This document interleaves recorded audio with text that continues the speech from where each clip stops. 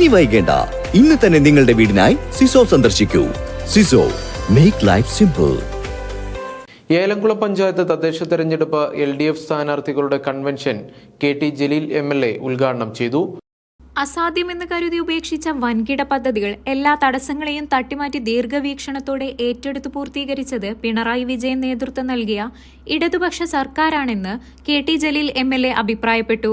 എന്തിലും മതവും വർഗീയതയും ചികയുന്ന വെൽഫെയറിനും RSSനും പിന്നാലെയാണ് UDF എന്നത് നാടിന് ആപത്താണ് എന്നും അദ്ദേഹം പറഞ്ഞു. LDF ഏലംകുളം പഞ്ചായത്ത് കൺവെൻഷൻ ഉദ്ഘാടനം ചെയ്ത് സംസാരിക്കുകയായിരുന്നു അദ്ദേഹം. പെൻഷൻ തന്ന സർക്കാരാണ് ഇടതുപക്ഷ ജനാധിപത്യ മുന്നണിയുടെ സർക്കാർ. 500 രൂപ ആർക്ക് വേണം എന്ന് ചോദിക്കണം. ആ കരുത്താണ് ഈ നാട്ടിലെ ജനങ്ങൾക്ക് നമ്മൾ ഉണ്ടാക്കേണ്ടത്. അതാണ് അവരുടെ സ്വത്വബോധം എന്ന് പറയുന്നത്. അതാണ് അവരുടെ വ്യക്തിത്വം എന്ന് പറയുന്നത്. ഏലംകുളം സഖാവ് EMSന്റെ നാടാണ്. കഴിഞ്ഞ പഞ്ചായത്ത് തെരഞ്ഞെടുപ്പിൽ, പൊതു തെരഞ്ഞെടുപ്പിൽ നമുക്ക് പഞ്ചായത്ത് നഷ്ടപ്പെട്ടു. പിന്നീട് നമ്മൾ തിരിച്ചു പിടിച്ചു, ഒരു ബൈ ഇലക്ഷനെ തുടർന്നു. അങ്ങനെ ഒരു അബദ്ധം ഇനി ഉണ്ടാകാൻ വേണ്ടി പാടില്ല.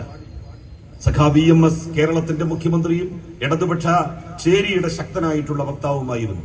അദ്ദേഹത്തിന് ജന്മം നൽകിയ നാട് ഇടതുപക്ഷത്തിന്റെ ഉരുക്കുകോട്ടയാണെന്ന് തെളിയിക്കാൻ വരുന്ന തദ്ദേശ സ്ഥാപന തെരഞ്ഞെടുപ്പ് നിങ്ങൾ ഓരോരുത്തരും ഉപയോഗപ്പെടുത്തണം എന്ന് അഭ്യർത്ഥിച്ചുകൊണ്ട് ഈ സമ്മേളനം ഔപചാരികമായി ഇടതു സ്ഥാനാർത്ഥികൾ വികസനത്തോടൊപ്പം ഇടതുപക്ഷ രാഷ്ട്രീയം ശക്തമായി ജനങ്ങളോട് പറയണമെന്ന് CPI സംസ്ഥാന കമ്മിറ്റി അംഗം അജിത് കോളാടി അഭിപ്രായപ്പെട്ടു.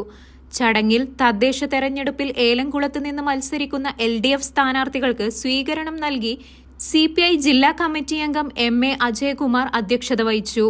മുതിർന്ന നേതാക്കളായ PP Vasudevan, NP Unnikrishnan, CP Kunhiraman, K Ayisha, MR Manoj, CPIM area centre അംഗം P Govindaprasad, local secretary M Somasundaran, CPI area committee അംഗം MR മനോജ് എന്നിവർ സംസാരിച്ചു.